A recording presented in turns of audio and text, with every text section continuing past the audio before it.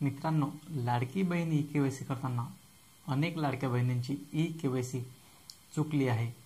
तर त्या बहिणींना आता मोठा प्रश्न पडला आहे की त्यांची ई केवायसी चुकली आहे, ती ई केवायसी दुरुस्त होणार का? तर आपण या व्हिडिओमध्ये पाहणार आहोत। सर्वात प्रथम जी त्या लाडक्या बहिणींची ई केवायसी चुकली ती नेमकी कोणत्या प्रश्नामध्ये चुकली ते आपण पाहणार आहोत। तर मित्रांनो, सर्वात प्रथम प्रश्न म्हणजेच माझ्या कुटुंबातील सदस्य नियमित किंवा कायम कर्मचारी म्हणून स्थानिक संस्थेमध्ये कार्यरत नाही किंवा सेवानिवृत्तीनंतर निवृत्ती वेतन घेत नाही, हा जो पहिला प्रश्न आहे मित्रांनो, त्या पहिल्या प्रश्नाचं उत्तर जे आहे तुम्हाला ते होय द्यायचं आहे।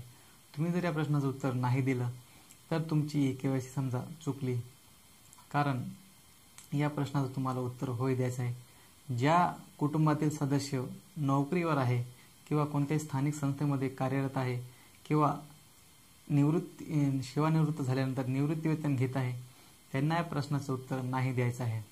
पण तुमचं जर कोणी कुटुंबातील सदस्य नोकरीवर नाही तर तुम्हाला या प्रश्नाचं उत्तर जे आहे ते होय देणं गरजेचं आहे।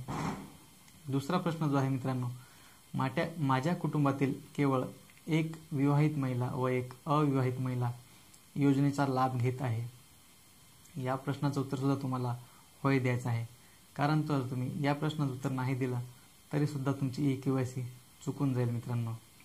कारण GR नुसार केवळ एक विवाहित महिला व एक अविवाहित महिला या योजनेचा लाभ घेऊ शकतात असं स्पष्ट आहे मित्रांनो।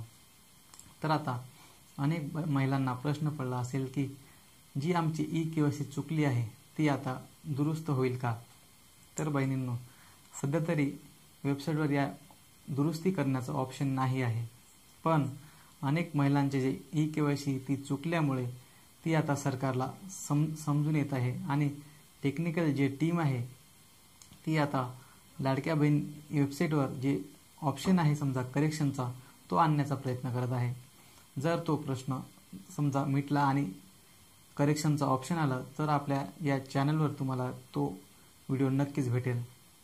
आणि आता यापुढे जर तुम्हाला केवायसी करायची असेल तर तुम्ही जे हे प्रश्नाचे उत्तर आहे ते तुम्हाला एकदम समजून द्यायचे आहे आणि होय करायचे दोन्ही प्रश्नाचे उत्तर।